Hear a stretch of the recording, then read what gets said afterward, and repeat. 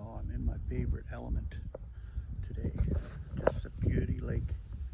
I haven't been out here this year yet, so I thought I'd give it a little bit of a go for fishing. Got my gear, got my chair. It's really nice. When you want serenity and peace out of the chaos, this is nature. And this is God's creation. And you can appreciate it a lot more when there's no traffic, no busyness, no congestion. I'm just here on this dock by myself.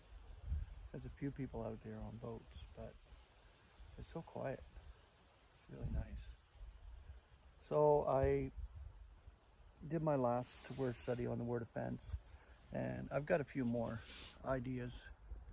I'm just trying to bring out these words out of the keyword concordance. I'm not going to run out, that's for sure.